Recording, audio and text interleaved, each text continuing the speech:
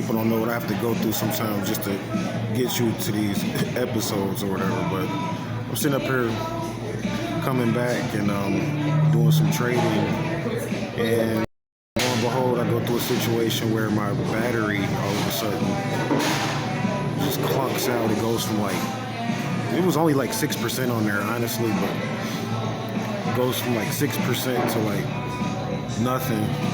Phone clunks.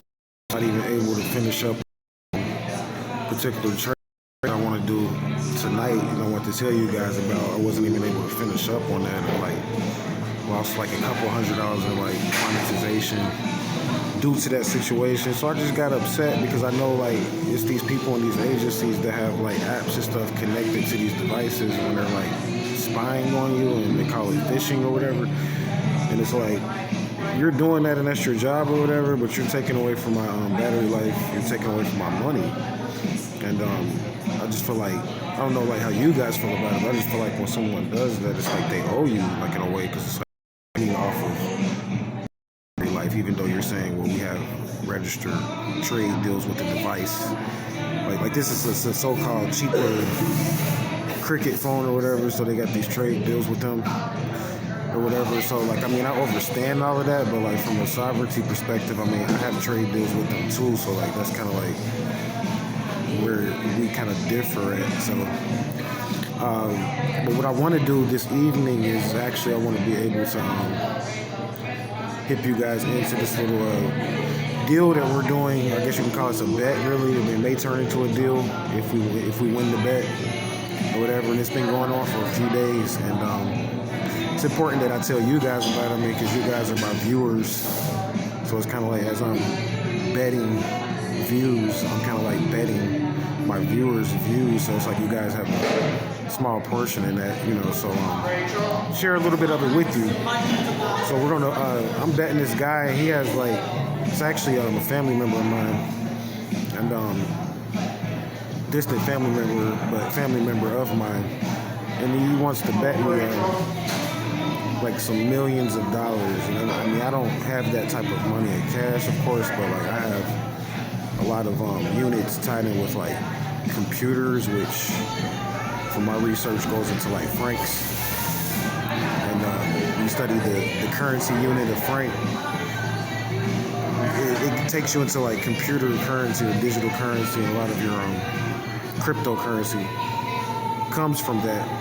So a lot of what I do is tied into that, and this particular person has a lot of paper contracts and money and cash and stuff like that, visible, I guess you can call it visible resources to be able to bet against me, and that's pretty much what's going to go down tonight. And it's kind of a friendly thing, but it's not, because it's a lot of money up, so it's kind of not. We had the first portion of it today, and we kind of tied up. So we keep betting against each other. Yesterday we tied, and today we tied. And yesterday I had a little bit of, I guess you could say, feedback from one of the high-level investors by the name of Ty Lopez. I'm sure you guys have heard of him. I think I've spoke with him before. However, had a little bet with him yesterday, which kind of warmed me up for this, honestly. So I'm kind of glad I participated in that. That kind of gave me a little bit of knowledge on how to actually bet. Major people with millions of dollars, there's actually a way that you can do it.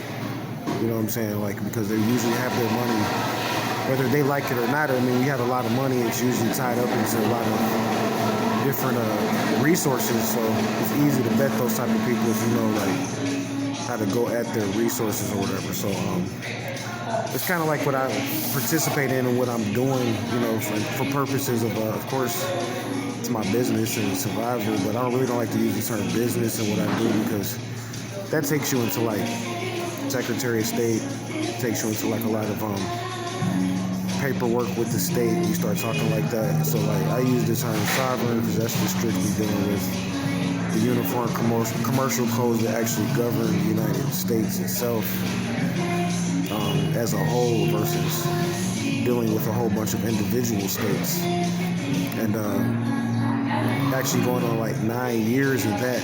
So honestly, it's been a while or whatever. And I mean, I've been through a lot of struggles or whatever. So like in my lifestyle, like I'm just giving you guys examples of like how I live or whatever. So like I've like traded out millions of dollars or whatever, as you guys know. And if you was to like spend time with me, like most people come out thinking that I'm some form of just a bum or a hobo, but then when they get around me, they're like, man, but you have a lot of knowledge. Like, why don't you, like they always like suggest stuff that requires identification to do, which I don't mind doing that, you know what I'm saying, like on a certain level. If I have a certain amount of cash and capital at my disposal, I mean, I know how to use IDs and work with IDs. Actually, researching Social Security helped me to understand, like, most of your Social Security actually comes from Trinidad, believe it or not. What if the numbers are set up? When you start studying Social Security, this comes from Trinidad. Like, there's 3 different numbers or 3 sets of numbers of Social Security, and this goes into trinary code, of which you get around some high-level, rich Trinidadians, they'll definitely vouch for me on what I'm saying, like as far as the production of Social Security numbers, how it was introduced into this country. The point of origin for my research comes from Trinidad. So like a lot of what I do goes, like as far as the sovereignty, I just take it to the source of like where it came from. And it's like at that point, you got to ask yourself, are you messing around with enough money to be able to penetrate and make some form of I guess you could make some noise, in that particular arena that you're researching. So like I've researched Social Security and like IDs, and I choose not to get one, you know what I'm saying, obviously, as you guys know. So then that puts me in a state of like poverty, I mean, which is natural, because I mean, poverty is essentially when you really can't speak too much to earn a living because of various different reasons. So like that's kind of like the situation that once you spend a certain amount of time in sovereignty, and then on top of that publishing and posting and doing stuff publicly online, can get you to a point where like the words that you say can be taxing you, it can be taxing other people. So it's like you have to be careful in how you speak. And this is just stuff that I learned over the course of years of sovereignty that I'm just kind of like sharing with you guys. So like it's a lot to it. Like as far as my program, I'm just introducing a little bit of it. So like I'm doing like pretty much living like that with like pretty much a budget of like a few $1 million, honestly, to keep me going in the float, because I don't have the I guess you could say the privilege of, because it's a privilege of like living with the governor, and having an ID and allowing the governor to kind of like broker your interest for you, or broker your I guess you could call it your commodities for you. You know what I'm saying? Like I'm not at that level anymore. Like I mean, I've spent years in the Matrix. I mean, that's basically been in the Matrix, and you can be in that as a sovereign, but again, that just comes down to like your resources versus the governor's resources, and your ability to manage your resources versus the governor managing your resources. Essentially, what that is, if you have an ID. So I mean, there's a lot of people that can do that, and I teach lessons, like advanced lessons and stuff like that, but I haven't really honestly introduced it on the mass level, because I mean, of the fact of I move around so much in my lifestyle and just trying to keep myself afloat, that I really don't have a lot of time to do like readings and help a lot of people. So like usually like I come up with a fee that is like enough for me to like put aside the stuff that I got to do, so I can sit there and really have time to teach you. Because like people that have been around me know, like I really can't like spend a lot of time around you, because I mean it's like charges and fees and rates and stuff like that for me just like being around a person, and like that can cause conflict. So like I mean there's contracts and stuff like that that you can sign and get into that type of stuff when you're working with someone, to kind of like offset a lot of what I'm talking about or whatever. So but yeah, it's hectic, man. I mean, you got to deal with the law on your own. You got to deal with lawyers and stuff like that on your own. If you get into legal situations, I mean, you have to have enough knowledge to be a sovereign to deal with the stuff on your own. But it's a very, these days, a very lucrative, I call it multi-level. That's what we're going to get into in future episodes, but it's very lucrative on like a multi-level aspect when it comes to sovereignty, because of the fact that once you get money tied into various different outlets and interests, you can just monetize like boom and move like millions of dollars like real quick, and like buy up stuff and do stuff on a mass level that you couldn't do if you was locked into contracts with IDs and stuff like that. So I'm basically betting someone from my perspective that's more so tied into AI intelligence, IDs, and things of that nature to kind of like make their money and their contracts. And they got cash and stuff like that, so I'm sure they have way more, like access to like assets than I do on that level. So I'm betting someone like that, and like I said, I've been we tied earlier. So like I said, it's a family member of mine. So this is the type of stuff I do when you guys like donate. I appreciate all the donations and stuff like that you guys send to the number 13 signs astrology at gmail.com, and that's through PayPal if you guys are hooked up with PayPal. I'm not on Cash App because the last time I tried to get on Cash App again, they start asking for faxing IDs from a state or something like that, and I was like, I can't do that. And that's the same thing with Facebook, and like why I'm not on Facebook, because like certain online outlets now, they're asking for IDs. So it's getting real interesting with this ID thing. I don't know how it's going to progress. I'm doing my best to fight from not getting the ID, because I know if I get back into the Matrix, I'm going to be very rich. And I always told myself I would never really get back into the Matrix unless I was married. I guess you could say, or remarried, into the Matrix, because when I was in the Matrix, I was married. At a point in time, as you guys know, I've talked about on my channel. And, when I became sovereign, that turned into a situation where me and my wife had to split up our property and separate all of our property, and we never could actually get a divorce on paper because of the fact that it would have cost banks too much money to do that. It would have cost a lot of other people outside of ourselves too much money to do that, because actually she became a sovereign as well. So like, got rid of all of her paperwork, from what I know, and became a sovereign. So I'm not in contact with her. So I say like, from what I know, based on that level. But that's just the lifestyle, man. Like the stuff that you got to go through, like moving around like that. Like it's like you got to think about everything, every move that you make.